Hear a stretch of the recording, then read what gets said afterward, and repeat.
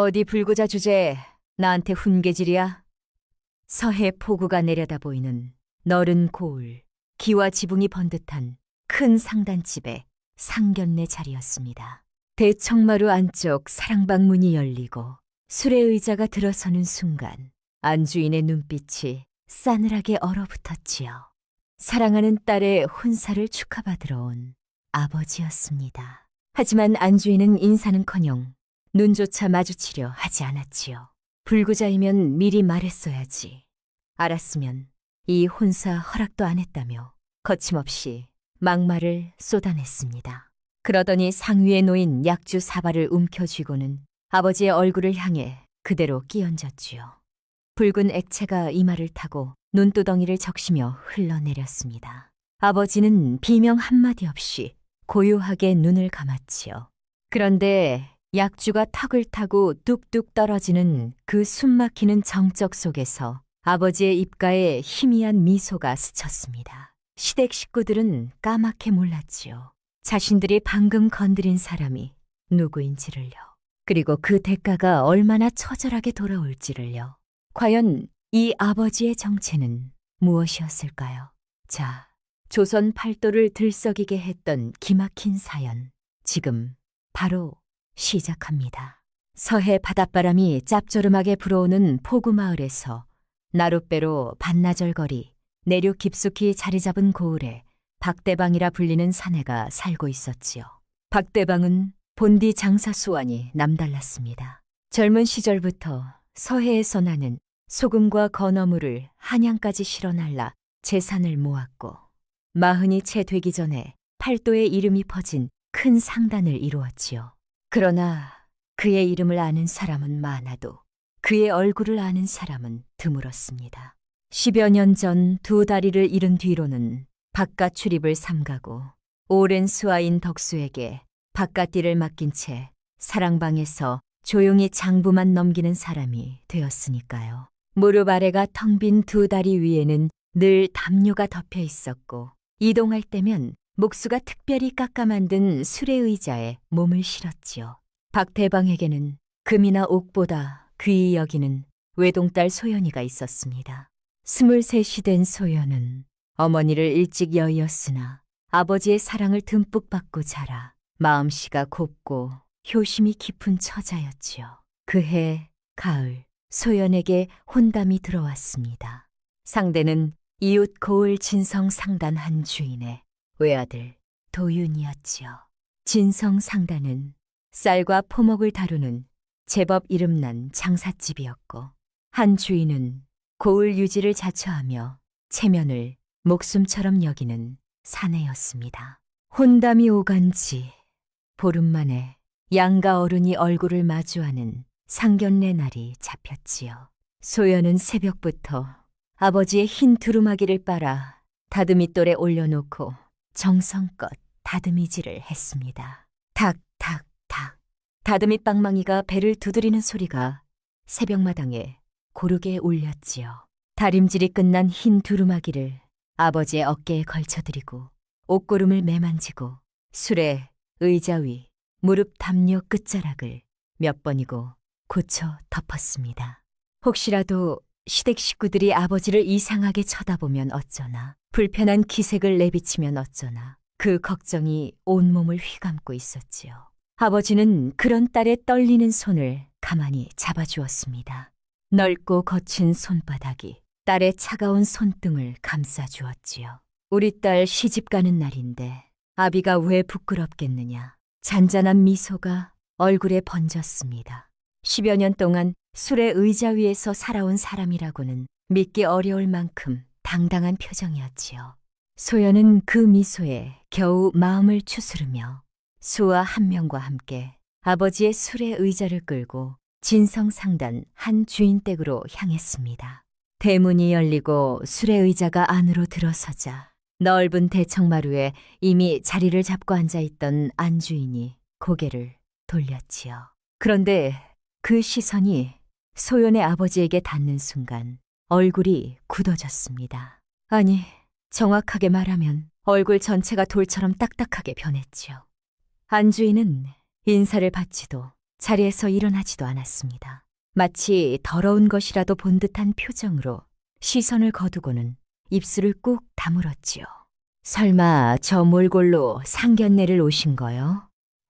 방안이 울릴 만큼 차가운 목소리였습니다. 소연의 등줄기가 서늘하게 식었지요. 귀를 잘못 들은 건가 싶어 안주인 쪽을 바라봤지만 안주인의 인매는 노골적인 혐오로 일그러져 있었습니다. 한주인도 한술 더 떴지요. 몸도 성치 않은 분이 분위기 망치러 이런 자리까지 왜 나오셨어?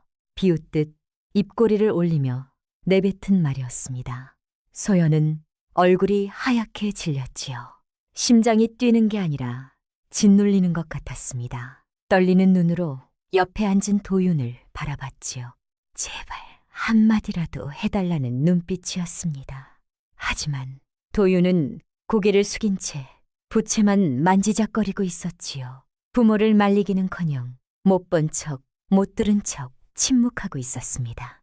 안주인의 목소리가 다시 방안을 갈랐지요. 아비가 불구자이면 미리 말했어야지. 그랬으면 이 혼사 절대 허락 안 했어.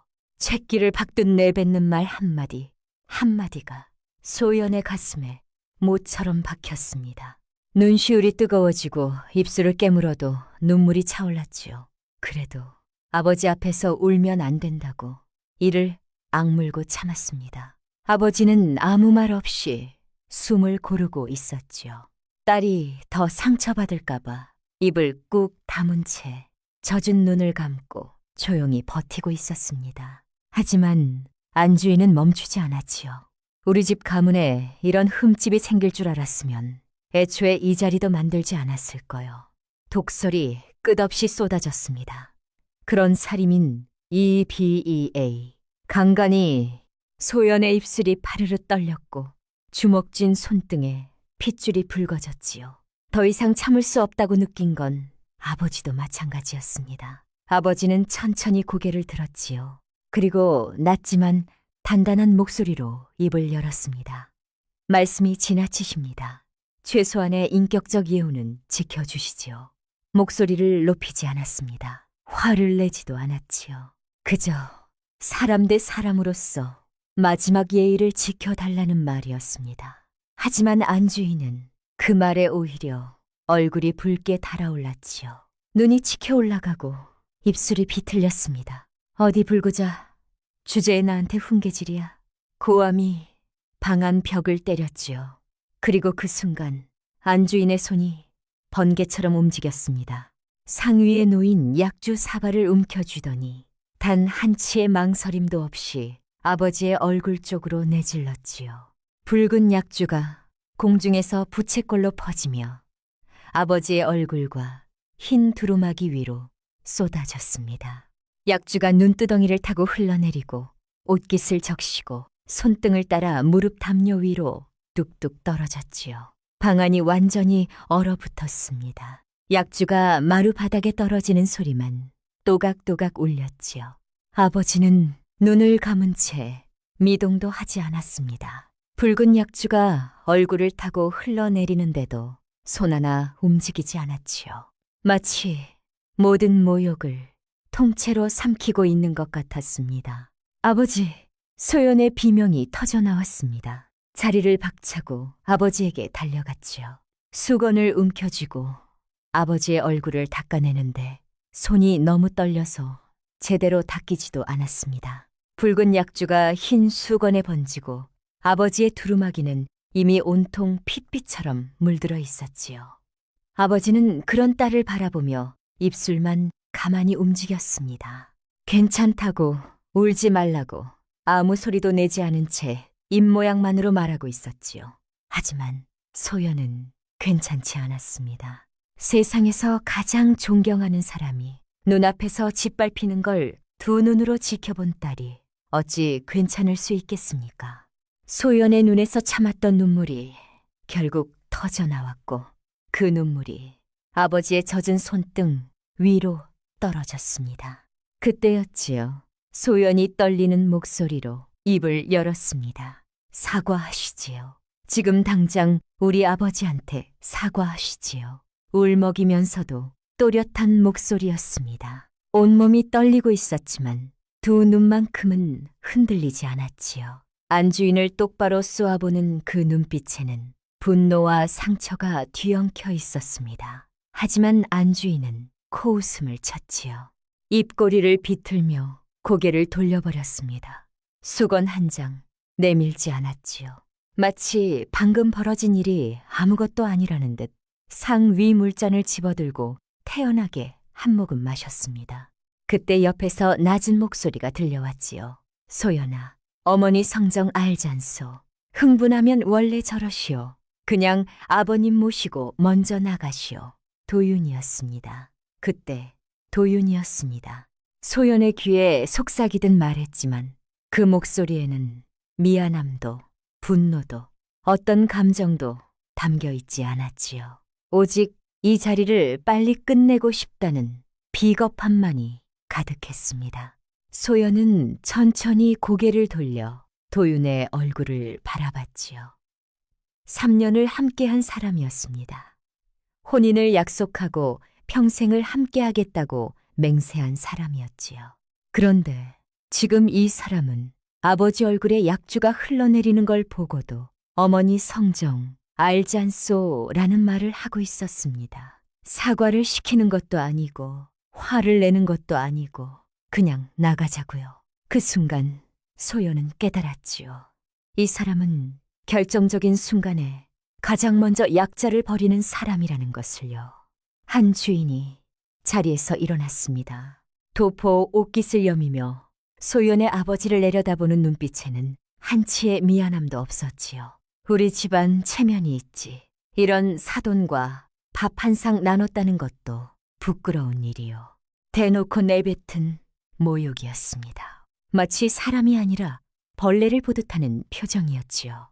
그 사이 마당 한쪽에서 아궁이에 불을 떼던 하인 하나가 방문 너머로 벌어진 일을 낱낱이 지켜보고 있었습니다. 눈을 크게 뜨고 입을 틀어막은 채 한마디도 놓치지 않았지요. 소연은 이가 갈렸지만 지금 가장 먼저 해야 할 일은 아버지를 돌보는 것이었습니다. 소연은 아버지 앞에 무릎을 꿇었지요. 떨리는 손으로 수건을 집어 아버지의 두루마기를 닦기 시작했습니다. 흰 두루마기에 번진 붉은 약주 자국이 마치 상처처럼 보였지요. 닦아도 자국은 지워지지 않았고 소연의 눈에서 떨어지는 눈물이 오히려 옷감을 더 적셨습니다. 아버지가 딸의 손을 가만히 잡았지요. 소연아, 울지 마라. 아비는 괜찮다. 따뜻한 목소리였습니다. 얼굴에 약주를 뒤집어 쓴 사람의 목소리라고는 믿기 어려울 만큼 차분했지요. 소연아, 차분했지요. 오히려 딸의 떨리는 손을 두 손으로 감싸주며 울지 말라고 다독이고 있었습니다. 아버지는 물수건을 건네받아 직접 천천히 얼굴을 닦아냈지요. 이마를 닦고 볼을 닦고 턱을 타고 흘러내린 약주 자국까지 한 번에 훔쳤습니다. 누구의 도움도 받지 않았지요. 비참한 기색도 내비치지 않았습니다. 약주 자국이 선명하게 남은 두루마기를 입은 채로도 등은 꼿꼿했고 시선은 흔들리지 않았지요. 아버지가 천천히 고개를 들어 한 주인 부부를 바라봤습니다. 한 주인도 그 시선을 마주하자 자기도 모르게 눈을 피했지요. 방금까지 거들먹거리던 사람들이 왜인지 모를 불편함에 시선을 내렸습니다. 잠시 정적이 흘렀지요. 방 안에는 숨소리마저 사라진 것 같았습니다. 그 침묵을 깬 건 아버지의 낮고 차가운 목소리였지요. 오늘 보여주신 오만함의 값이 얼마나 큰지 조만간 직접 알게 되실 것이요. 위협이 아니었습니다. 고함도 저주도 아니었지요. 그저 사실을 말하듯 담담하게 내뱉은 한마디였습니다. 하지만 그 한마디가 방 안 공기를 얼음처럼 차갑게 만들었지요. 안주인은 순간 표정이 굳었지만 이내 콧방귀를 끼며 뭘 안다는 거야 하고 중얼거렸습니다. 아직도 자신이 무슨 짓을 한 건지 모르는 얼굴이었지요. 바로 그때 소연이 움직였습니다. 왼손을 들어 올려 머리에 꽂힌 은비녀를 천천히 빼냈지요. 혼담이 오간 뒤 예물로 받은 비녀였습니다. 3년의 정이 담긴 비녀였지만 머리에서 빠져나가는 순간 단 한 줌의 미련도 남지 않았지요. 소연은 그 비녀를 도윤 쪽 상 위로 던졌습니다. 비녀가 때그릇에 부딪혀 맑은 소리를 내며 상 위를 굴렀지요. 이 혼사는 여기서 끝이요. 떨리는 목소리였지만 한 글자도 흐리지 않았습니다. 도윤이 화들짝 놀라 소연의 팔을 잡으려 했지만 소연은 그 손을 뿌리쳤지요.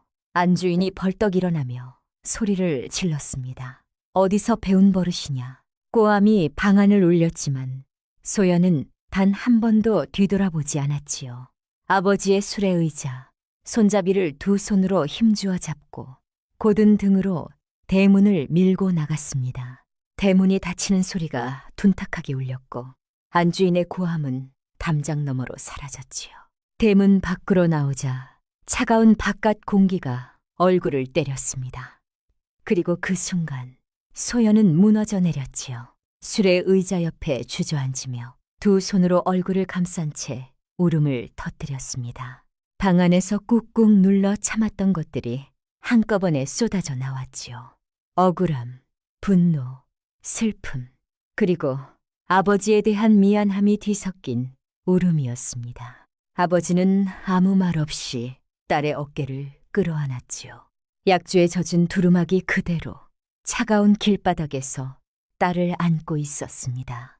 등을 토닥이지도 괜찮다고 말하지도 않았지요. 그저 묵묵히 딸이 울음을 쏟아낼 때까지 기다려 주었습니다. 한참을 울고 난 뒤 소연이 고개를 들었지요. 눈이 벌겋게 부어 있었습니다. 아버지 때문이 아니에요. 제가 사람을 잘못 본 거예요. 아버지한테 죄송해요. 그 말에 아버지는 아무 대답 없이 딸의 머리를 쓰다듬었지요. 거친 손바닥이 딸의 머리카락 위를 천천히 오갔습니다. 그 손길 하나에 소연의 울음이 조금씩 잦아들었지요. 집으로 돌아오는 길, 술의 의자 위에서 아버지는 잠시 눈을 감고 생각에 잠겼습니다. 눈두덩이 아래로 미세한 떨림이 스쳤지만 이내 사라졌지요. 아버지가 수아를 불렀습니다. 덕수에게 전가를 보내거라. 준비했던 안건, 오늘부터 순서대로 실행하라고. 그게 전부였지요. 전갈은 10글자도 채 되지 않았습니다. 하지만 그 짧은 문장 속에 담긴 무게는 소연이 한 번도 느껴본 적 없는 것이었지요. 평소 따뜻하고 인자하기만 하던 아버지의 목소리에 처음으로 냉기가 어려 있었습니다. 소연은 놀란 눈으로 아버지를 바라봤지요. 이건 자신이 아는 아버지의 목소리가 아니었습니다. 하지만 아버지는 아무런 설명도 하지 않았지요. 술의 의자 위에서 먼 곳을 바라보는 옆모습에는 더 이상 따뜻한 미소가 없었습니다. 대신 소연이 처음 보는 서늘하고 단단한 표정이 자리 잡고 있었지요. 집에 도착하자 소연은 대청마루로 비틀거리며 걸어갔습니다. 신도 제대로 벗지 못한 채 마루 위에 몸을 웅크렸지요. 울음은 이미 목이 쉴 만큼 쏟아낸 뒤였지만 눈물은 여전히 멈추지 않았습니다. 방석을 끌어안은 채 소리 없이 흐느끼다가 어느 순간 지쳐서 그대로 잠이 들었지요. 아버지는 술의 의자를 멈추고 한참을 그 모습을 바라봤습니다. 마루 위에 웅크린 딸의 등이 작게 떨리고 있었지요. 이불도 덮지 않은 채 눈가가 벌쩍게 부어있는 딸을 보며 아버지의 턱이 미세하게 떨렸습니다. 하지만 곧 입술을 다물고 조용히 이불을 가져와 딸의 어깨 위에 덮어주었지요. 그리고는 소리가 나지 않게 술의 의자를 돌려 사랑방으로 들어갔습니다. 사랑방 문이 닫히자 아버지의 표정이 바뀌었지요. 딸 앞에서 애써 유지하던 다정함이 사라지고 차갑고 단단한 얼굴이 드러났습니다. 사랑방 한쪽 벽에는 평소 잠가두기만 했던 느티나무 괴짝이 있었지요. 아버지는 열쇠를 꺼내 괴짝을 열었습니다. 오래된 장부와 거래 문서가 차곡차곡 쌓여 있었지요. 그 문서들을 하나씩 꺼내 탁자 위에 펼쳐놓기 시작했습니다. 밤이 깊었지요. 살인문 밖에서 인기척이 났습니다. 덕수였지요. 전가를 받자마자 밤길을 달려온 것만 봐도 그 한마디의 무게가 어느 정도인지 짐작할 수 있었습니다. 덕수는 사랑방으로 들어서자마자 아버지의 두루마기를 보고 멈춰섰지요. 약주 자국이 선명하게 남아 있었습니다. 흰 두루마기 위에 마른 붉은 얼룩이 마치 핏자국처럼 번져 있었지요. 덕수의 얼굴이 순간 굳었습니다. 대방님, 이건 대체 말끝을 잇지 못하고 허리를 깊이 숙였지요.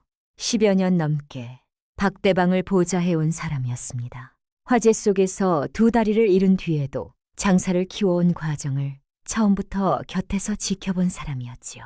그런 덕수의 눈에도 두루마기에 남은 자국은 견디기 어려운 광경이었습니다. 하지만 아버지는 두루마기에 대해 한마디도 하지 않았지요. 아무 감정도 드러내지 않은 채 짧고 정확하게 지시했습니다. 진성상단 관련 거래, 현황, 협력, 물목 구조, 외상 의존도, 정리 자료를 가져오시오. 덕수는 이미 준비해온 문서 뭉치를 보자기에서 꺼내 탁자 위에 올려놓았지요. 전가를 받자마자 예상하고 챙겨온 것이었습니다. 두꺼운 문서 묶음 3권이 탁자 위에 나란히 놓였지요. 대방님께서 우려하셨던 취약 구조가 예상보다 훨씬 심각합니다. 덕수의 보고가 시작되었지요. 문서 첫 장을 펼치자 진성상단의 유통구조가 한눈에 들어왔습니다. 붉은 먹으로 표시된 부분이 유독 많았지요. 진성상단이 특정 물목과 유통 경로에 얼마나 깊이 의존하고 있는지, 어느 객주와 어떤 조건으로 연결되어 있는지가 빼곡하게 정리되어 있었습니다. 아버지는 등잔불 아래에서 문서를 한 장씩 넘기기 시작했지요. 손끝에 힘이 들어가지도 서두르지도 않았습니다. 한 장을 읽고 잠시 생각하고 다시 한 장을 넘기고 그렇게 차분하게 진성상단의 숨통이 어디에 달려있는지 확인해 나갔지요. 감정으로 부수려는 게 아니었습니다. 구조를 읽고 있었지요. 어디를 건드리면 어디가 흔들리는지, 어떤 거래가 빠지면 어떤 연쇄 반응이 일어나는지, 아버지는 그 구조를 마치 설계도를 읽듯 차분하게 계산하고 있었습니다. 문서를 다 넘긴 뒤 아버지가 입을 열었지요. 불법도 편법도 쓰지 않겠소. 다만 그들이 의지하던 질서를 더 이상 내 손으로 떠받치지 않을 뿐이요. 담담한 목소리였지요. 화가 나서 하는 말이 아니었습니다. 오히려 너무 차분해서 더 무섭게 느껴지는 말이었지요. 덕수는 그 말을 듣고 잠시 머뭇거렸습니다. 그리고 처음으로 업무가 아닌 개인적인 감정을 꺼냈지요. 이번 일은 그냥 넘기시면 안 됩니다. 따님이 받으신 상처가 너무 큽니다. 10여 년 넘게 박대방을 보좌하면서 단 한 번도 사적인 의견을 꺼낸 적 없던 사람이었지요. 늘 냉정하고 정확하게 보고만 하던 사람이 처음으로 분노를 드러낸 것이었습니다. 덕수의 주먹이 무릎 위에서 꽉 쥐어져 있었지요. 아버지는 천천히 고개를 끄덕였습니다. 내 딸의 눈물값은 싸지 않을 것이요. 낮고 단단한 목소리였지요. 그리고 이어서 말했습니다. 각 물목 담당과 객주 쪽 사람들을 내일 아침까지 소집하시오. 덕수는 허리를 깊이 숙이고 사랑방을 나갔지요. 문이 닫힌 뒤에도 아버지는 한참을 문서 위에 시선을 두고 있었습니다. 등잔 불빛 아래에서 문서 위의 숫자들이 선명하게 떠올랐지요.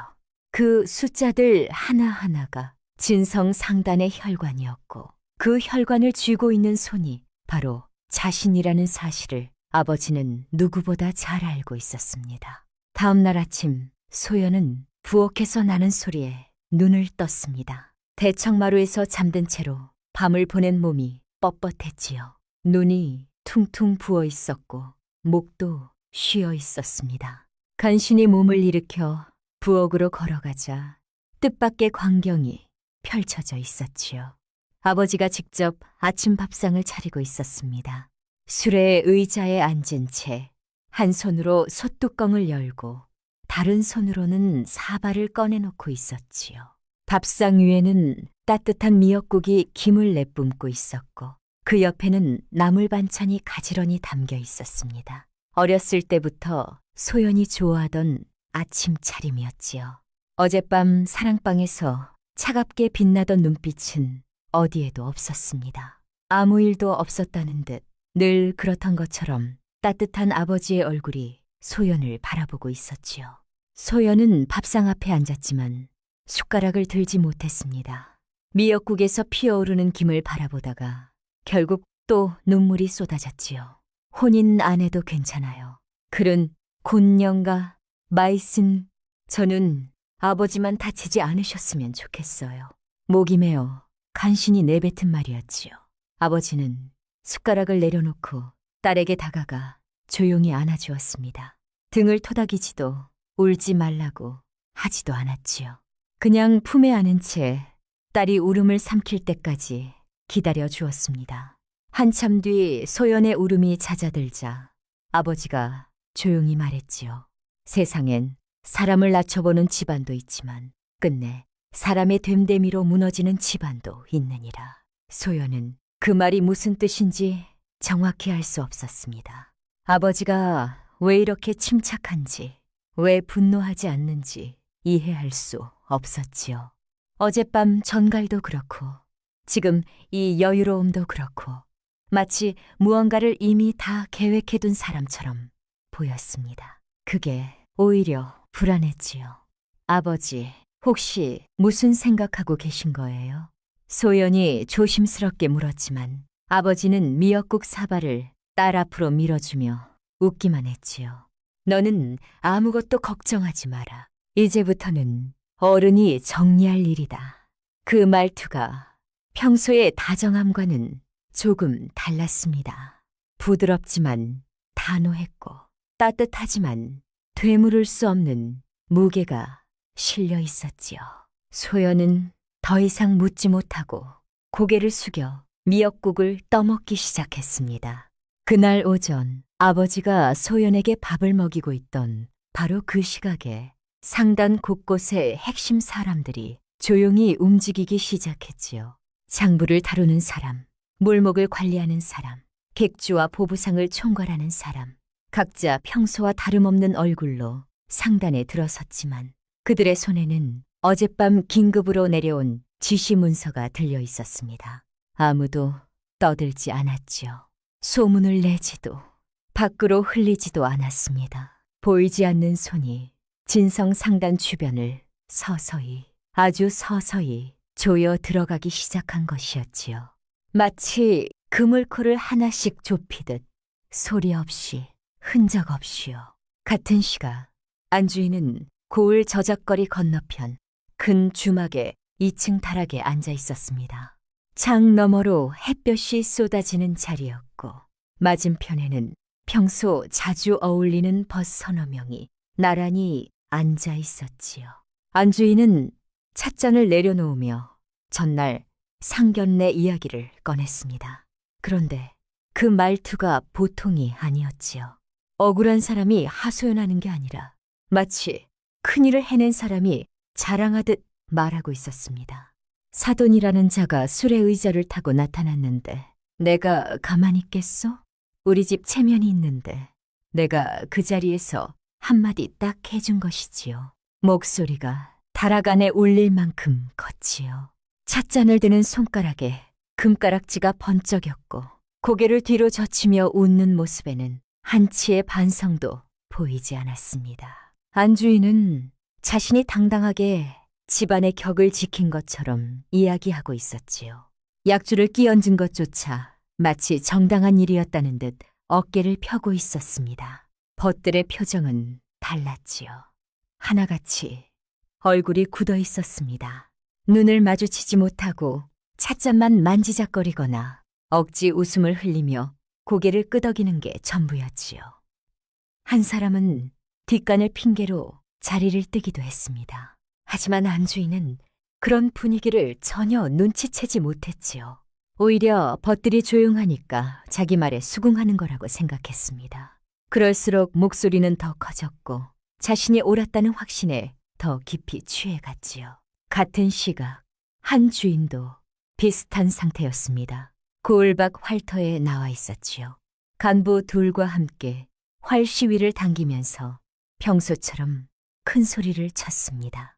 우리 진성 상단은 물줄이 탄탄해서 어지간한 외풍에는 절대 흔들리지 않소. 걱정할 거 하나도 없소. 간부들은 웃으며 맞장구를 쳤지만 그 웃음 뒤에는 어젯밤부터 슬슬 퍼지기 시작한 이야기에 대한 불안이 숨어 있었지요. 다만 주인 앞에서 감히 꺼내지 못하고 있었을 뿐이었습니다. 한 주인은 활을 힘차게 당겨 화살을 날렸고 화살이 관역에 꽂히는 것을 바라보며 만족스럽게 웃었지요. 마치 세상 모든 것이 자기 뜻대로 되는 사람처럼요. 그 사이 안주인과 한주인이 모르는 곳에서는 전혀 다른 일이 벌어지고 있었지요. 상견례 자리에서 아궁이 앞에 있던 그 하인이 그날 본 일을 저잣거리에서 입을 놀린 것이었습니다. 대방이라는 양반이 술에 의자 타고 왔는데 안주인이 얼굴에다 약주를 끼얹었다지 뭐요. 불구자 주제라며 소리까지 질렀고 처음에는 조용했지요. 하지만 그 이야기가 옆 주막으로, 옆 장터로, 옆 고을로 퍼져나가면서 불이 붙었습니다. 들은 사람마다 혀를 찼지요. 아무리 그래도 사돈 어른 얼굴에 술을 끼얹다니 그게 사람이 할 짓이요. 그런데 사람들을 더 분노하게 만든 건 따로 있었습니다. 약주를 뒤집어 쓴 뒤에도 그 아버지가 끝까지 목소리를 높이지 않았다는 이야기였지요.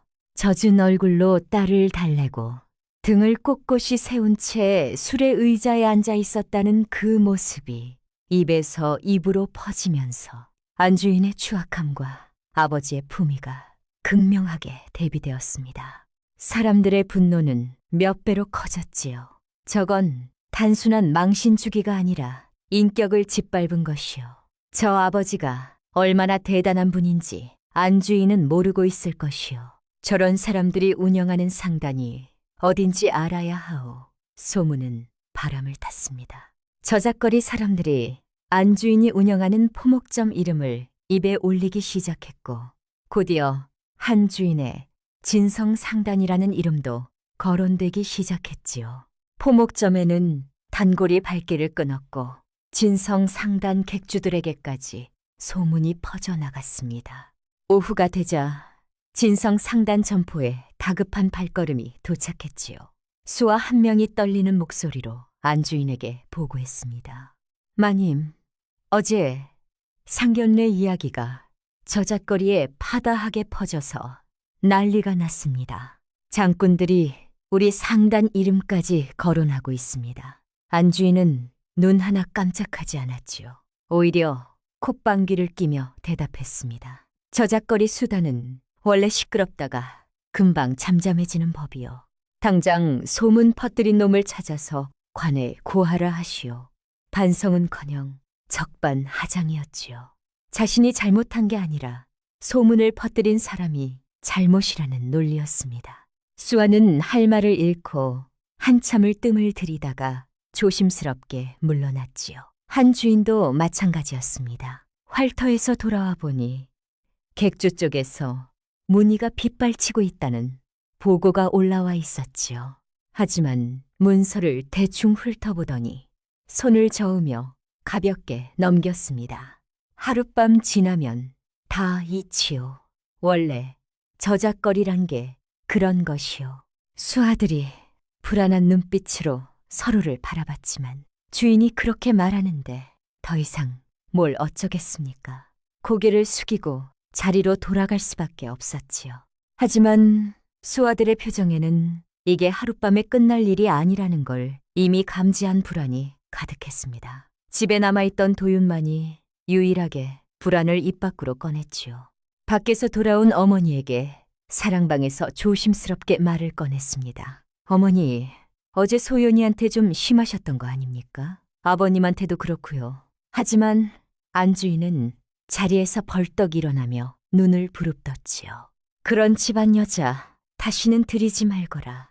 알았느냐. 차가운 한마디에 도요는 더 이상 입을 열지 못했습니다. 하고 싶은 말이 목까지 차올랐지만 어머니 앞에서는 늘 그랬듯 입을 닫는 것밖에 할 줄 모르는 사람이었지요.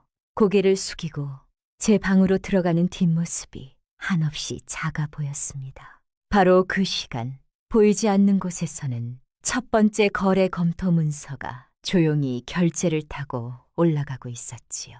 며칠 뒤 진성상단 물목 담당에 첫 번째 이상 신호가 잡혔습니다. 이번 장날 배송 예정이던 물량 일부가 일정표에서 빠져 있었지요. 담당 수아는 혹시 착오인가 싶어 몇 차례나 확인 전가를 돌렸지만 돌아오는 대답은 하나같이 같았습니다. 현재 내부 사정으로 일정을 조율 중이요. 구체적인 이유를 말해주는 곳은 한 군데도 없었지요. 수아는 고개를 갸우뚱하면서도 일시적인 문제라고 생각하고 넘기려 했습니다. 하지만 다음 날 더 큰 통보가 날아왔지요. 주요 객주 한 곳에서 정식 문서로 연락이 온 것이었습니다.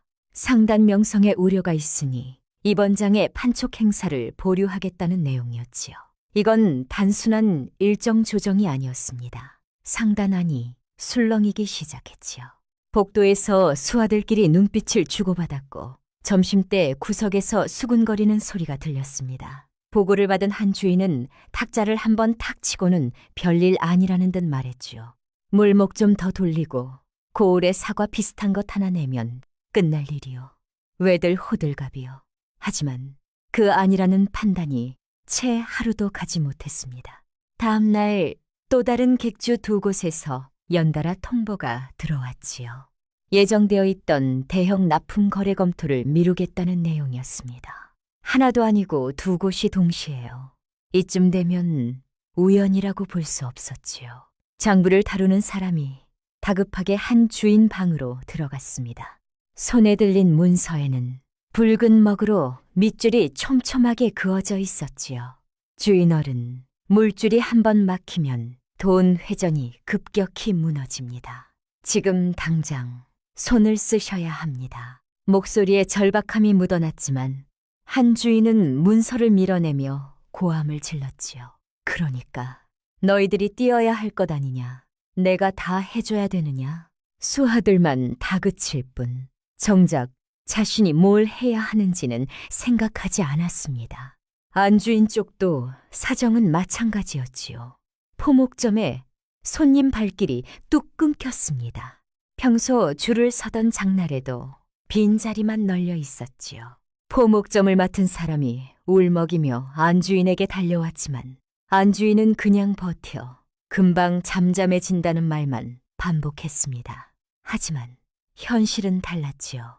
단골이었던 주부 모임이 주문을 취소했고 원단을 대던 직조 장인에게서도 거래를 다시 생각해보겠다는 전갈이 왔습니다. 안주인이 수년간 공들여 만든 포목점의 명성이 하루 이틀 만에 무너져 내리고 있었지요. 도유는 뒤늦게 사태의 심각성을 느꼈습니다. 상단에서 들려오는 소식, 포목점 상황, 저잣거리에서 여전히 꺼지지 않는 이야기까지 이건 그냥 넘어갈 일이 아니라는 걸 직감했지요. 소연에게 전가를 보냈습니다. 소연, 나 좀 만나주시오. 할 말이 있어. 하지만 돌아온 답은 차분했지요. 울지도 화내지도 않은 글이었습니다. 이제 우리 사이에는 할 말이 없소. 그게 전부였지요. 다시 전가를 보내도 답이 오지 않았습니다. 도유는 부모에게 달려갔지요. 어머니, 아버지, 제대로 사과합시다. 이러다 정말 큰일 납니다. 하지만 안주인은 벌떡 일어나며 펄쩍 뛰었지요. 우리가 왜 그런 집에 고개를 숙여? 미쳤느냐? 한 주인도 고개를 저으며 아들의 말을 묵살했습니다. 여전히 자존심이 현실보다 높은 사람들이었지요. 똑같은 시각, 박대방 쪽은 조용하지만 정밀하게 움직이고 있었습니다. 장부를 다루는 사람과 물목을 총괄하는 사람이 진성 상당과 연결된 유통 구조를 다시 한번 점검하고 있었지요. 협력 객주와 보부상 파급 범위, 거래 해지 시 연쇄 반응, 관가에 불거질 위험까지 빈틈없이 재점검했습니다. 덕수가 보고서를 올리며 말했지요. 지금 단계에서는 감정적 보복으로 보이지 않도록 절차와 사유를 더 단단히 갖춰야 합니다. 아버지는 보고서를 한 장씩 넘기며 조용히 고개를 끄덕였지요. 그리고 낮은 목소리로 지시했습니다. 누가 봐도 정상적이고 정당한 장사 판단처럼 보이게 하시오. 그들이 자초한 결과가 스스로 돌아오게 하면 돼요. 감정은 없었습니다. 원한도 분노도 섞이지 않은 목소리였지요. 그저 차갑고 정확한 장사꾼의 판단이었습니다. 하지만 그 차가움이 오히려 더 무서웠지요. 며칠 사이 상단 안팎에서 이상 신호가 이어지자 진성 상단 간부들 사이에 이상한 소문이 돌기 시작했습니다. 보이지 않는 누군가가 우리를 흔들고 있는 거 아니요? 저잣거리에서, 주막에서, 창고 뒤편에서 비슷한 말이 속삭여졌지요. 객주가 동시에 거리를 두고 물줄이 하나둘 닫히는 게 단순한 소문탄만은 아니라는 걸 눈치챈 사람들이 생겨난 것이었습니다. 한 주인은 뒤늦게 인맥을 총동원했지요. 윗선 객주 쪽 분위기를 알아보려고 평소 친하게 지내던 사람들에게 전가를 돌렸습니다.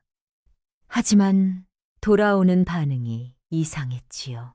전갈에 답이 없거나 답이 오더라도 요즘 좀 바빠서라며 짧게 끊었습니다.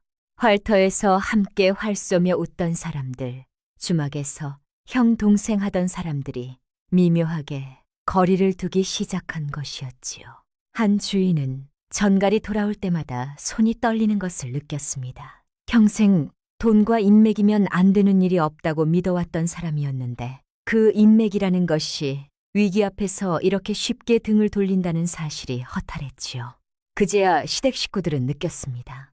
이건 단순한 저작거리 소문이 아니라 실제로 장사 기반을 흔드는 심상치 않은 폭풍일 수 있다는 걸요.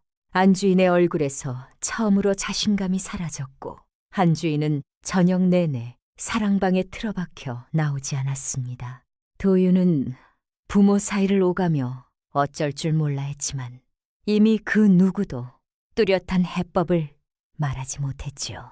하지만 깨달은 순간에는 이미 늦어 있었습니다. 다음 날 오전 진성 상단 주인 앞으로 사람 하나가 공문서를 들고 찾아왔지요. 수아가 떨리는 손으로 한 주인 탁자 위에 올려놓았습니다. 문서에는 보낸 곳의 상단 이름이 또렷하게 적혀 있었지요. 한 주인이 문서를 펼치는 순간 읽던 눈이 멈추고 손끝이 미세하게 떨렸습니다. 문서 안에는 2장이 들어 있었지요. 하나는 주요 객주의 거래 재검토 통지였고 다른 하나는 일부 납품 품목에 대한 즉시 중단 안내였습니다. 둘 다 정식 직인이 찍힌 공문서였지요. 한 주인의 얼굴에서 핏기가 빠졌습니다. 떨리는 손으로 문서를 다시 한번 읽고 또 읽었지요. 그리고 곧장 해당 객주에 사람을 보냈습니다. 이게 무슨 소리요? 우리가 10년 넘게 거래한 싼데 갑자기 이러시면 어찌합니까? 하지만 돌아오는 대답은 차갑기만 했지요. 송구하오만 상단 명성에 문제가 있어 현재로서는 거래 유지가 어렵소. 그게 전부였습니다. 더 이상의 설명도 협상의 여지도 없었지요. 그리고 무너짐은 한 곳에서 그치지 않았습니다. 진성 상단의 주력 물목이 들어가 있던 큰 장에서 발주 축소 통보가 왔지요. 다른 장터에서도 동시에 같은 전갈이 들어왔습니다. 팔리지 못한 물건들이 창고로 돌아오기 시작했고 반품 물량은 하루가 다르게 쌓여갔지요.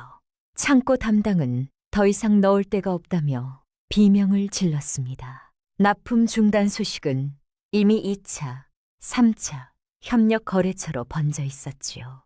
진성 상단의 포장재를 만들던 장인, 원재료를 공급하던 농가, 물건을 나르던 보부상까지 줄줄이 동요하기 시작했습니다.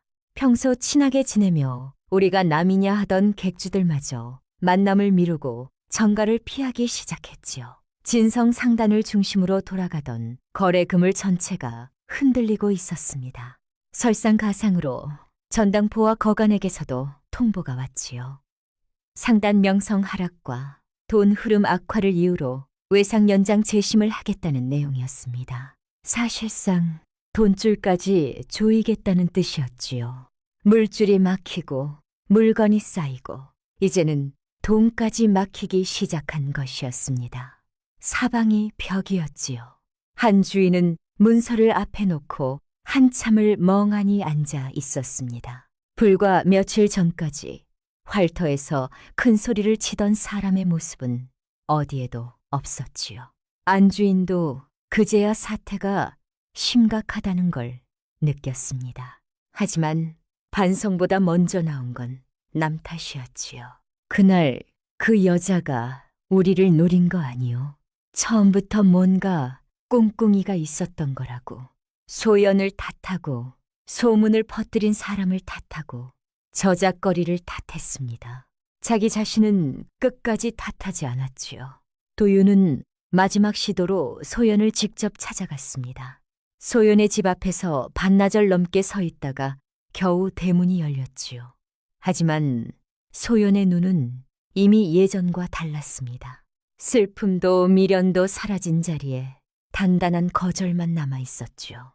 당신은 그 자리에서 단 한 번도 우리 아버지를 사람으로 보지 않았소. 대문이 닫혔습니다. 도윤이 아무리 문을 두드려도 다시는 열리지 않았지요. 상단안도 흔들리고 있었습니다. 밀려드는 항의와 줄어드는 주문 속에서 일꾼들의 눈빛이 달라지기 시작했지요. 점심때면 구석에서 이 상단 오래 못 간다는 말이 대놓고 오갔고 짐을 싸기 시작하는 사람도 보였습니다. 장사 좀 한다는 수아가 다른 상단과 자리를 잡았다는 소문이 돌았지요. 배가 가라앉고 있다는 걸 일꾼들이 먼저 알아챈 것이었습니다. 한 주인이 아무리 고함을 쳐도 사람들의 마음은 이미 떠나고 있었지요. 벼랑 끝에 몰린 한 주인이 마지막으로 꺼낸 패가 있었습니다. 진성 상단의 상위 납품주를 쥐고 있는 핵심 상단이었지요. 팔도에서 막강한 유통력을 가진 곳이었지만 대방이라 불리는 주인이 좀처럼 모습을 드러내지 않아 베일에 쌓인 곳이었습니다. 간부들이 말했지요. 거기가 사실상 마지막 보루입니다. 그 상단만 붙잡으면 어떻게든 숨통은 트입니다. 한 주인은 이를 악물었습니다. 안 주인도 불안한 목소리로 자신을 다독였지요. 대방만 만나면 어떻게든 풀 수 있을 거요. 사람 일은 모르는 법이요. 하지만 그 목소리에는 예전의 기세가 온데간데 없었습니다. 자신감이 아니라 간절함이 묻어나는 떨리는 목소리였지요. 시댁가족 세 사람은 자존심을 버리고 그 상단을 찾아갔습니다. 하지만 대방은 만나주지 않았지요. 수아가 정중하지만 단호하게 대방님께서 일정이 없으십니다라고 돌려보냈습니다. 한 주인은 돌아가지 않았지요. 행랑채 마루에 앉아 기다리겠다고 버텼습니다. 하루가 지났지요. 행랑채를 오가는 일꾼들이 힐끗힐끗 쳐다봤지만 아무도 말을 걸지 않았습니다. 이틀째 안주인은 행랑채 우물가에서 세수를 하고 머리를 다시 빗으며 버텼지요. 평소 같았으면 상상도 못할 모습이었습니다. 사흘째가 되었지요. 안주인은 행랑채 마루에서 잠을 청하다 목이 굳어 고개를 돌리지 못할 지경이었고 한 주인은 구겨진 도포를 입은 채 눈아래 그늘이 짙어져 갔습니다. 도윤은 근처 주막에서 사온 주먹밥을 부모에게 건네며 기다렸지요. 불과 얼마 전까지 기와집에서 체면을 내세우던 가족이 행랑채 마루에서 주먹밥을 먹으며 하루를 버티고 있었습니다. 사흘째 되는 날 저녁 수아에게서 전갈이 왔지요. 내일 아침 사랑채로 올라오십시오. 짧은 한마디였지만 시댁 가족에게는 마른 사막에 내리는 빗줄기 같은 말이었습니다. 안주인은 전갈을 듣자마자 행랑채 마루에 주저앉으며 안도의 한숨을 내쉬었지요. 눈가에 고인 눈물을 손등으로 훔치며 됐어. 이제 만나기만 하면 된다고 되뇌었습니다. 한 주인은 떨리는 손으로 도포 주름을 폈지요. 이제 대방만 만나면 된다고 무릎을 꿇어서라도 상단을 살리겠다고 다짐하는 그들의 얼굴에는 간절함과 두려움이 뒤섞여 있었습니다. 세 사람 모두 잠을 이루지 못한 채 밤을 보냈지요. 하지만 그들은 아직 몰랐습니다. 내일 그 문 너머에서 자신들을 기다리고 있는 얼굴이 누구인지를요. 다음 날 아침 시댁가족 세 사람은 큰 상단 본체 대문 앞에 나란히 서 있었습니다. 밤새 잠을 이루지 못한 얼굴이었지요. 한 주인은 도포 소매를 잡아당기고 안 주인은 저고리 옷고름을 매만지며 거울 대신 우물에 비친 제 얼굴을 확인했습니다. 사흘간 행랑채에서 버틴 흔적을 단장으로 가린 얼굴이 물 위에서 낯설게 비쳤지요. 도유는 가끔 매듭을 고쳐매며 연신 침을 삼켰습니다. 한 주인이 낮은 목소리로 말했지요. 무조건 살려달라고 하자 자존심 세울 때가 아니다. 안 주인도 고개를 끄덕였습니다. 불과 며칠 전까지 우리 집 체면이 어쩌고 하며 큰 소리를 치던 사람이 이제는 처음으로 고개를 숙일 준비를 하고 있었지요. 하지만 그 고개를 숙이는 이유가 진심 어린 반성이 아니라 상단을 살리기 위한 절박함이라는 게 이 사람들의 한계였습니다. 수아가 마당으로 내려와 세 사람을 안내했지요. 긴 복도를 지나 안쪽 별채로 향하는 동안 아무도 말이 없었습니다. 발걸음이 깊어질수록 심장 박동도 빨라졌지요. 복도 끝에 육중한 나무 문이 보였습니다. 사랑채였지요. 수아가 문 앞에서 멈추더니 들어가시면 됩니다 라고 말하고 물러났습니다. 세 사람은 서로를 한번 바라봤지요. 한 주인이 먼저 문고리를 잡았습니다. 손바닥에 땀이 배어 미끄러웠지요. 문이 천천히 열렸고 세 사람은 저도 모르게 숨을 삼키며 안으로 들어섰습니다. 사랑채는 넓었습니다. 한쪽 벽면에 난 큰 창 너머로 멀리 고을 전경이 펼쳐져 있었지요. 아침 햇살이 창호지를 통해 방 안으로 쏟아지고 있었고 방 한가운데에는 묵직한 탁자가 놓여 있었습니다. 그리고 그 탁자 뒤에 한 사람이 앉아 있었지요. 정갈한 도포 차림의 사내가 등을 보인 채 앉아 있었습니다. 창밖을 바라보고 있는 듯 했지요. 얼굴은 보이지 않았습니다. 한 주인은 대방의 얼굴을 확인하기도 전에 허리를 숙였지요. 바닥에 이마가 닿을 만큼 깊이 숙였습니다. 체면도 자존심도 남아있지 않았지요. 오직 상단을 살려야 한다는 절박함만이 온몸을 지배하고 있었습니다. 대방님, 한 번만 기회를 주십시오. 반드시 상단을 살려내겠습니다. 목소리가 떨리고 있었지요. 활터에서 큰 소리를 치던 그 목소리가 사흘 밤낮을 행랑채에서 보낸 뒤에는 이렇게까지 쪼그라들어 있었습니다. 안주인도 떨리는 목소리로 뒤를 이었지요. 저희가 요즘 큰 위기라서 그렇습니다. 제발 납품만 끊지 말아주십시오. 상견례장에서 약주 사발을 집어들던 그 손이 지금은 깍지를 끼고 부들부들 떨리고 있었습니다. 체면을 목숨처럼 여기던 사람이 처음 보는 사람 앞에서 제발이라는 말을 꺼내고 있었지요. 정적이 흘렀습니다. 대방은 아무 대답도 하지 않았지요. 그리고 등을 보인 채 미동도 없이 앉아 있었습니다. 그 침묵이 길어질수록 세 사람의 불안은 커져만 갔지요. 한 주인의 이마에 땀이 맺혔고 안 주인은 손가락을 비비꼬았습니다. 도유는 고개를 숙인 채 바닥만 바라보고 있었지요. 대답 없는 침묵이 이렇게 무거울 수 있다는 걸 세 사람은 태어나서 처음 느꼈습니다. 그리고 대방이 천천히 몸을 돌리기 시작했지요. 천천히, 아주 천천히 돌아왔습니다. 도포의 어깨선이 보였고 조금 더 돌아오자 단정하게 여민 옷깃이 눈에 들어왔지요.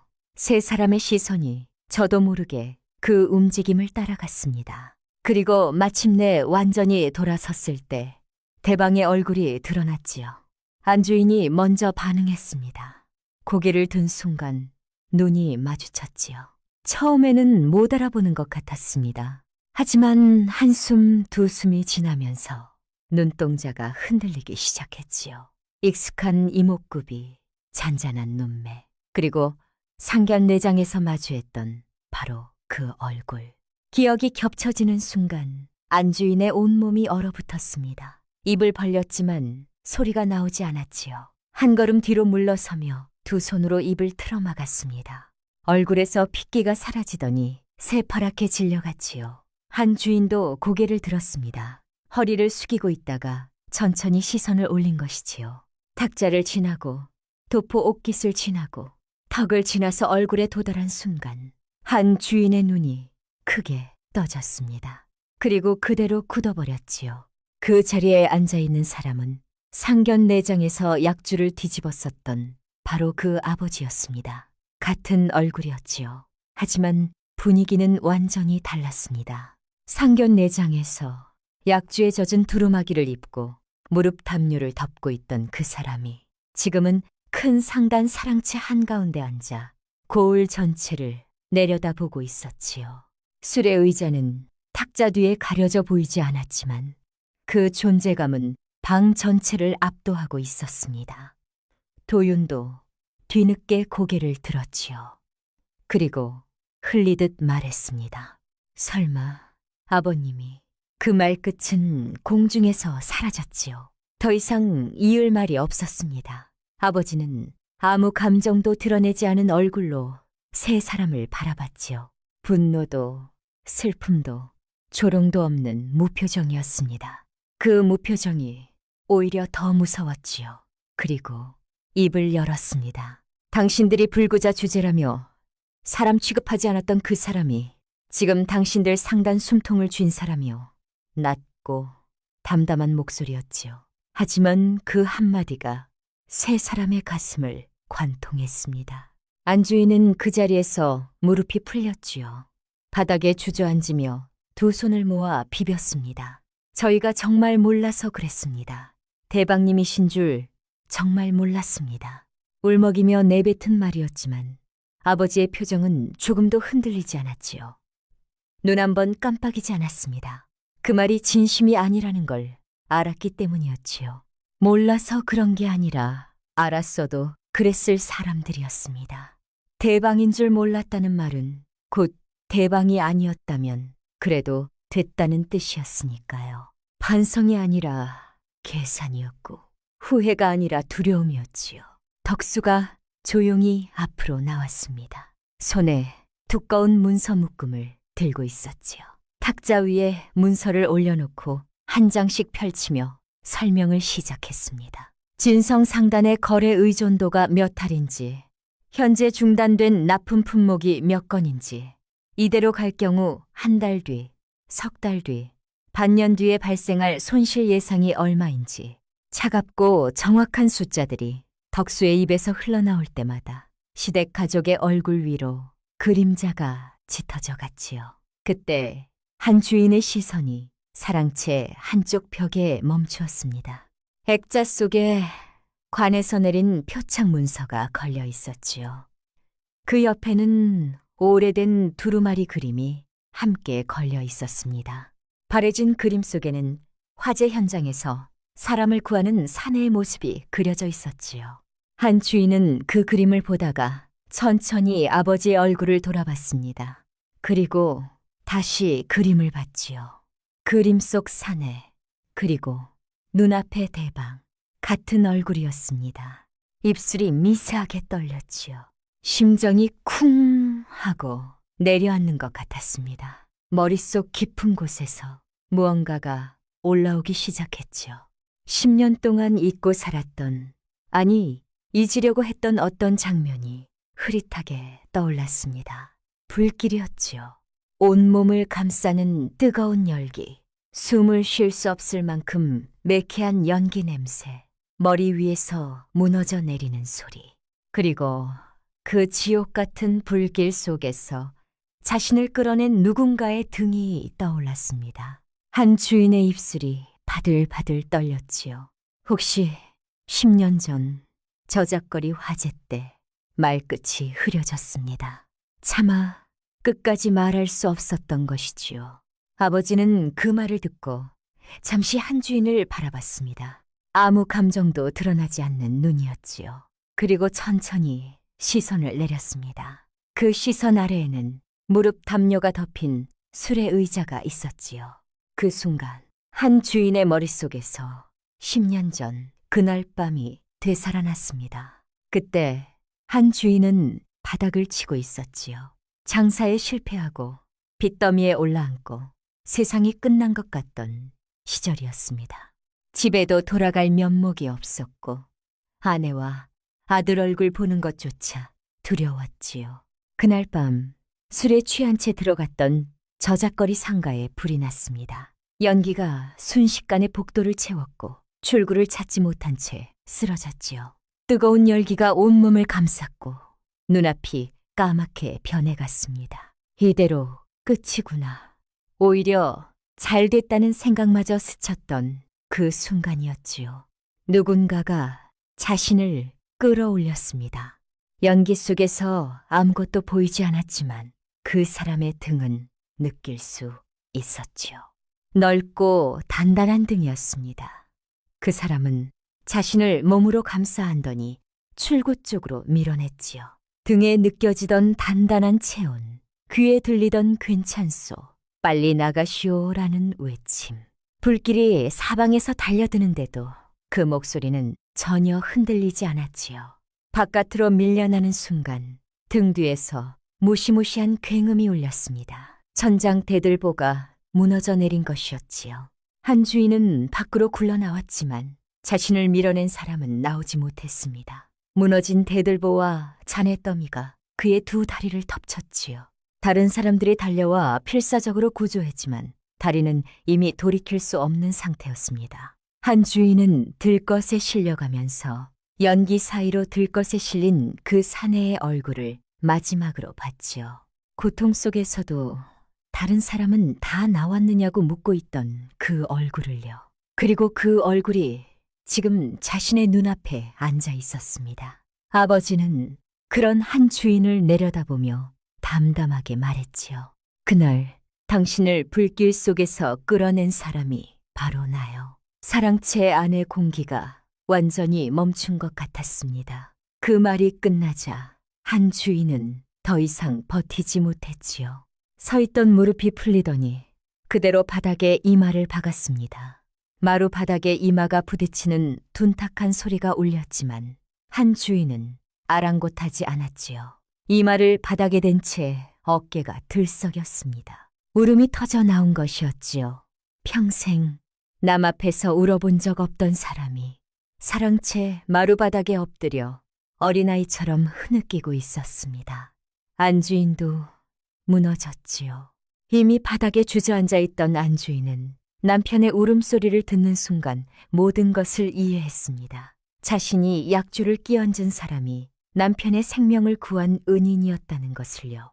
남편 대신 두 다리를 잃은 사람이었다는 것을요.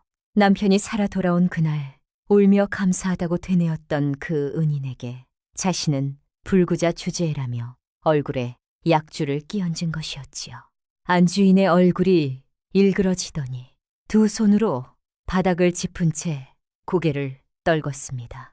목에서 신음 같은 울음이 새어나왔지요. 아버지는 울고 있는 두 사람을 내려다보며 입을 열었습니다. 당신을 살리느라 다리를 잃은 것은 후회하지 않았어. 거기서 한 박자 쉬었지요. 그리고 이었습니다. 그러나 그날 상견례는 처음으로 나를 후회하게 했어. 차갑지만 떨리지 않는 목소리였지요. 그 한마디가 시댁 가족의 가슴에 비수처럼 꽂혔습니다. 한 주인이 바닥에 엎드린 채 무릎으로 기어왔지요. 술의 의자 쪽으로 기어오면서 울먹이며 말했습니다. 목숨을 구해주신 분께 이런 짓을 했습니다. 저는 사람도 아닙니다. 하지만 아버지는 조용히 손을 들어 그를 멈췄지요. 더 이상 가까이 오지 말라는 뜻이었습니다. 한 주인은 그 자리에서 멈춰선 채 바닥에 이마를 대고 울었지요. 아버지가 낮은 목소리로 물었습니다. 생명을 구해준 사람에게 약주를 붓고 내 딸의 눈앞에서 인간의 존엄을 짓밟은 값을 이제야 알겠소. 대답할 수 있는 사람은 아무도 없었지요. 안주인이 바닥에 얼굴을 대고 빌었습니다. 한 번만, 단 한 번만 용서해 주십시오. 목소리가 갈라져 있었지요. 상결례장에서 불구자 주제라고 고함치던 그 기세는 온데간데 없었습니다. 아버지는 대답하지 않았지요. 시선을 돌려 덕수를 바라봤습니다. 덕수는 고개를 끄덕이고 문서를 펼쳤지요. 현재 거래 중단 조치가 유지될 경우 진성상단이 정상 운영을 유지할 수 있는 기간은 최대 45일입니다. 그 이후에는 돈이 막혀 품천 지급이 불가능해지고 60날 이내에 문을 닫게 됩니다. 숫자 하나하나가 판결문처럼 울렸지요. 아버지는 끝까지 소리를 지르지 않았습니다. 끝까지 감정에 휘둘리지 않았지요. 그리고 덕수에게 고개를 돌리며 짧게 말했습니다. 다음 절차를 진행하시오. 그 뒤로 진성상단은 버티지 못했지요. 연쇄적인 거래 해지와 돈줄 경색이 동시에 목을 조였고 상단 곳간의 돈은 품조차 감당할 수 없는 수준으로 쪼그라들었습니다. 전당포는 더 이상 기다려주지 않았지요. 담보로 잡힌 상단 재산과 살림집에 대한 강제 집행 절차가 시작되었습니다. 시댁 가족이 살던 큰 기와집이 관가 경매 목록에 올랐지요. 넓은 마당에 장독대가 가지런히 늘어서 있고 안채와 사랑채가 따로 있던 그 집이었습니다. 뒤이어 상단 창고, 점포 건물, 짐수레까지 차례로 경매에 올랐지요. 관가에서 날아온 문서가 대문 앞에 쌓일 때마다 시댁 가족은 현실을 받아들이지 못한 채 멍하니 문서를 내려다볼 뿐이었습니다. 안주인은 거실 한가운데 주저앉아 울부짖었지요. 집만은 지켜줘요. 이 집만은 안 돼요. 제발. 남편의 도포 소매를 붙잡고 매달렸지만 한 주인은 아무 말도 하지 못했습니다. 손 쓸 방법이 없었지요. 돈과 인맥이 있을 때는 넘쳐나던 사람들이 모든 것을 잃자 안개처럼 사라져버렸습니다. 활터에서 형동생 하던 사람들, 주막에서 웃음꽃을 피우던 벗들, 단 한 명도 전갈이 오지 않았지요. 한편 박대방은 불필요한 소문이 돌지 않도록 대리인을 내세워 경매 절차에 참여했습니다. 주요 물건들을 하나씩 차분하게 낙찰받았지요. 집도, 창고도, 점포도, 문서 위에 도장이 찍힐 때마다 시댁 가족의 것이었던 모든 것이 박대방 쪽으로 넘어갔습니다. 덕수가 낙찰 결과를 보고하며 조심스럽게 물었지요. 전부 정리해버리실 생각이십니까? 아버지는 창밖을 바라보며 잠시 생각에 잠겼습니다. 그리고 천천히 대답했지요. 사람을 길거리로 몰아세우는 것이 목적이었다면 애초에 여기까지 오지도 않았소. 며칠 뒤 시댁 가족에게 다시 전갈이 갔습니다. 사랑채로 오라는 호출이었지요. 처음 이 상단을 찾아왔을 때만 해도 사흘을 행랑채에서 버틸 만큼의 자존심은 남아 있었습니다. 하지만 이번에는 달랐지요. 자신들에게 남은 것이 더 이상 아무것도 없다는 걸 알고 있었으니까요. 세 사람은 이전보다도 더 깊이 고개를 숙인 채 사랑채 문을 열었습니다.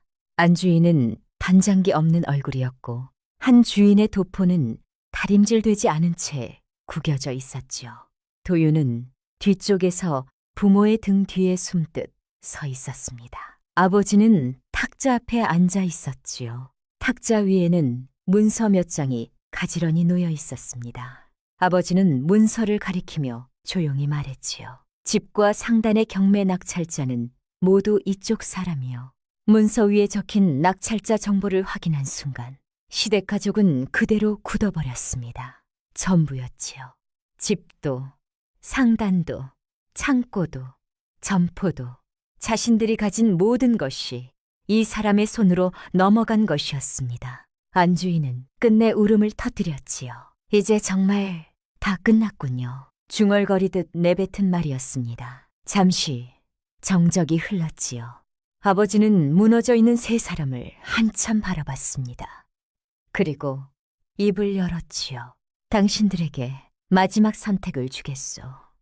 그 말과 함께 새로운 문서를 탁자 앞으로 밀어놓았습니다. 한 주인이 떨리는 손으로 문서를 집어들었지요. 한 장씩 넘기는 눈동자가 미세하게 떨렸습니다. 문서에는 두 가지가 정리되어 있었지요. 첫 번째는 상단 경영권과 장사 권리, 주요 지분에 대한 포기각서였습니다. 그리고 그 아래에는 소연에게 평생 접근하지 않겠다는 확약서가 첨부되어 있었지요. 정갈도 방문도 어떤 형태의 연락도 하지 않겠다는 내용이었습니다. 두 번째는 별도의 문서였지요. 집은 기본 살림이 가능하도록 다시 돌려주되 다시는 타인을 업신여기지 않겠다는 조건이 붙은 사용 승낙서였습니다. 한 주인은 문서를 읽다가 어느 순간 글자가 보이지 않았지요. 눈물이 차올라 시야가 흐려진 것이었습니다. 문서 위로 눈물 한 방울이 떨어졌고 먹이 번졌지요. 한 주인은 고개를 들어 아버지를 바라보며 간신히 말했습니다. 상단과 돈은 잃어도 됩니다. 다만 사람답게 살 기회만은 주십시오. 처음으로 진심이 담긴 목소리였지요. 상단을 살려달라는 게 아니라 사람으로 살 기회를 달라는 말이었습니다. 안주인도 더 이상 옛날의 기세를 찾지 못한 채 문서 앞에 앉았지요. 손가락에 인주를 묻히고 떨리는 손으로 지장을 찍었습니다. 빨간 지장이 하얀 종이 위에 찍히는 순간 안주인의 입에서 흐느낌이 새어나왔지요. 저희가 잘못했습니다. 이제야 무엇이 잘못인지 알겠습니다. 갈라진 목소리였습니다. 상견례장에서 어디서 배운 버릇이냐라고 고함치던 그 입에서 이제야 잘못을 인정하는 말이 나온 것이었지요. 아버지는 문서에 지장이 찍히는 것을 확인한 뒤 천천히 입을 열었습니다. 집은 돌려주겠소. 시댁 가족의 눈이 커졌지요. 믿을 수 없다는 표정이었습니다. 하지만 아버지의 다음 말은 단호했지요. 그러나 사람을 깔보며 휘두르던 권세는 다시는 당신들 손에 돌아가지 않을 것이오. 낮지만 무거운 목소리였습니다. 집은 살 곳을 주는 것이었고 권세를 빼앗는 것은 다시는 사람을 짓밟지 못하게 하겠다는 뜻이었지요. 복수가 아니라 경계였고 분노가 아니라 원칙이었습니다. 시댁 가족은 고개를 숙인 채 사랑채를 나갔지요. 들어올 때와는 완전히 다른 사람들이었습니다. 오만함은 사라졌고 그 자리에는 자신들이 저지른 일의 무게만이 어깨 위에 무겁게 내려앉아 있었지요. 시댁 가족은 예전처럼 화려한 삶으로 돌아가지 못했습니다. 겨우 돌려받은 집에서 조용히 살아가게 되었지요. 마당의 장독대에는 빈 항아리만 남아 있었고 창고는 텅 비어 있었습니다. 안주인이 차고 다니던 금가락지도 한주인이 입던 비단 도포도 하나둘 사라져갔지요. 상단 경영권은 완전히 넘어갔고 진성상단이라는 이름도 사실상 사라졌습니다. 하지만 무너진 것은 재산만이 아니었지요. 한 주인은 텅 빈 사랑방에 앉아 지난 삶을 돌아보기 시작했습니다. 사람을 함부로 대하고 약자를 깔보고 체면만을 앞세웠던 수십 년의 세월이 하나하나 떠올랐지요. 상견례장에서 우리 집안 체면이 있지 라고 내뱉었던 자신의 목소리가 귀에서 떠나지 않았습니다. 그 오만함이 결국 자신의 생명을 구해준 은인마저 짓밟게 만들었다는 사실이 재산을 잃은 것보다 더 깊은 상처로 남았지요. 한 주인은 매일 아침 빈 사랑방에서 창밖을 바라보며 같은 질문을 되뇌었습니다. 나는 왜 사람을 사람으로 보지 못했을까? 그 질문의 답을 찾는 데는 재산을 잃은 것보다 훨씬 오랜 시간이 걸릴 것이었지요. 안주인 역시 더 이상 남을 깔보는 말투를 쓰지 못한 채 지냈습니다. 저작거리 큰 주막에서 큰 소리를 치던 그 안주인이 이제는 동네 작은 주막에서 장을 보며 고개를 숙이고 다닌다 했지요. 모든 절차가 끝났습니다. 문서에 도장이 찍히고 서명이 완료되고 마지막 장부가 정리된 뒤에야 박대방의 사랑방에도 비로소 고요가 찾아왔지요. 소연은 아버지의 사랑방 문을 조용히 열었습니다. 아버지는 술의 의자를 창가로 돌려놓은 채 앉아 있었지요. 창 너머로 붉은 노을이 번지고 있었고 그 빛이 아버지의 옆 얼굴 위로 따뜻하게 내려앉아 있었습니다. 소연은 아버지 옆에 가만히 앉았지요. 한참을 함께 노을을 바라보다가 며칠 동안 가슴속에 품고 있던 질문을 조심스럽게 꺼냈습니다. 아버지, 끝까지 망가뜨리실 수도 있었는데 왜 집은 돌려주셨어요? 아버지는 바로 대답하지 않았지요. 창밖의 노을이 주황에서 붉은색으로 다시 보랏빛으로 천천히 물들어가는 것을 한참 바라봤습니다. 그리고 입을 열었지요. 가품이란 상대를 나처럼 만들기 위한 것이 아니라 나를 끝까지 지키기 위한 것이어야 하느니라. 조용한 목소리였습니다. 힘을 주지도 감정을 담지도 않은 담담한 말투였지요. 하지만 그 한마디에 소연은 가슴이 뜨거워지는 걸 느꼈습니다. 자신이 평생 자랑스러워했던 아버지의 품격이 바로 이런 순간에 드러난다는 것을요. 상대를 완전히 무너뜨릴 수 있는 힘을 가지고 있으면서도 마지막 순간에 그 힘을 거두는 것. 그것이 진짜 강한 사람이 하는 일이라는 걸 소연은 아버지를 통해 배웠지요. 그 뒤로 아버지는 장사 일선에서 한 발 물러나 사회에 환원하는 일에 더 많은 시간을 쓰기 시작했습니다.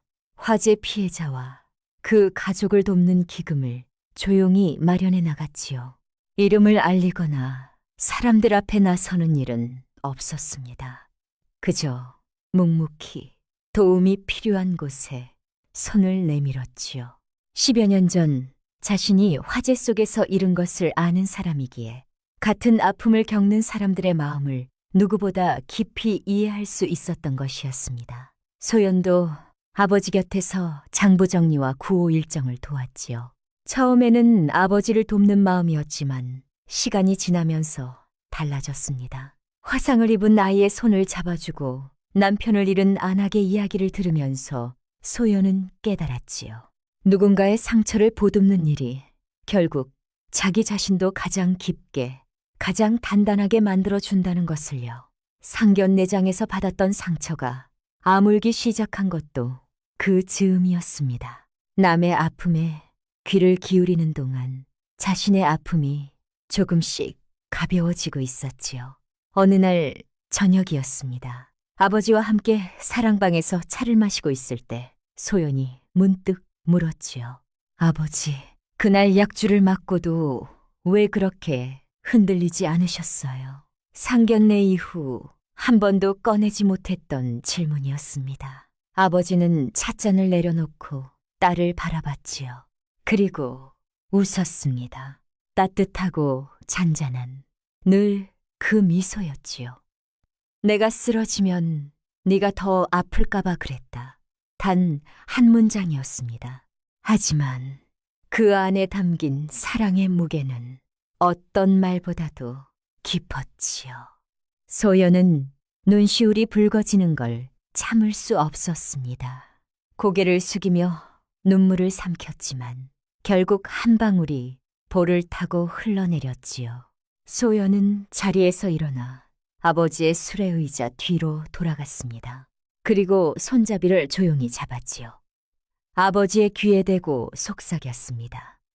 아버지는 제 생에서 가장 멋진 분이에요. 아버지는 딸의 손이 닿은 수레 의자 손잡이를 가만히 내려다봤지요. 그리고 담담하게 말했습니다. 다리를 잃은 날보다 네가 울던 그날이 더 아팠다. 소연은 더 이상 눈물을 참을 수 없었지요. 10여 년 전 화재 속에서 다리를 잃은 것보다 상견례장에서 딸이 우는 모습을 본 것이 더 아팠다는 말. 그 말 속에 담긴 사랑의 깊이를 소연은 온몸으로 느꼈습니다. 며칠 뒤 두 사람은 오랜만에 고을밖 강가 둑길을 함께 찾았지요. 가을이 깊어지고 있었습니다. 갈대가 바람에 흔들리고 은행나무 잎이 노랗게 물들어 둑길 위에 고르게 깔려 있었지요. 소연이 술에 의자를 밀고 아버지는 가을 바람을 맞으며 눈을 가만히 감았습니다. 바퀴가 낙엽을 밟을 때마다 바스락거리는 소리가 났고 강 위로 부는 바람이 두 사람의 머리카락을 살짝 흩날렸지요. 둑길을 지나는데 서당에서 소풍을 나온 아이들이 환하게 인사를 건넸습니다. 안녕하세요, 어르신. 아버지는 활짝 웃으며 손을 흔들어 주었지요. 아이들이 까르르 웃으며 뛰어갔고 소연은 아버지의 미소를 바라보며 함께 웃었습니다. 이 웃음이, 이 평범한 오후가 세상 어떤 재산보다 값진 것이라는 걸 소연은 알고 있었지요. 강가둑길 정자 앞에서 아버지가 마지막으로 말했습니다. 사람의 가치는 멀쩡한 달이나 큰 집에서 나오지 않느니라. 남의 아픔을 대하는 마음에서 나오는 것이다. 붉은 노을이 내려앉고 있었지요. 술의 의자 바퀴 위에도 소연의 손등 위에도 둑길 위에도 따뜻한 빛이 고르게 퍼졌습니다. 소연은 아버지의 술의 의자 손잡이를 꼭 잡은 채 천천히 걸었지요. 아버지도 눈을 감고 가을바람을 느꼈습니다. 두 사람은 지난 상처를 넘어 더 단단한 삶의 쪽으로 천천히 그러나 분명하게 나아가고 있었지요. 옛 어른들이 이르기를 하늘은 높아도 사람의 선악을 다 살피신다 하셨습니다. 남을 해치려 파놓은 구덩이에 제가 빠지고 어려운 날 베푼 작은 은혜가 훗날 목숨을 살리는 법이지요. 고난 끝에 복이 오고 오만은 반드시 제 몸으로 돌아오는 것. 이것이 예나 지금이나 변치 않는 하늘의 이치가 아니겠습니까? 우리네 삶도 이와 같아서 약한 이 앞에서 어떤 모습을 보이느냐가 곧 그 사람의 진짜 얼굴이지요. 오늘 이야기를 들으신 여러분, 앞날에도 가을 바람이 지난 뒤 찾아오는 따뜻한 볕처럼 좋은 일만 가득하시길 두 손 모아 빌겠습니다.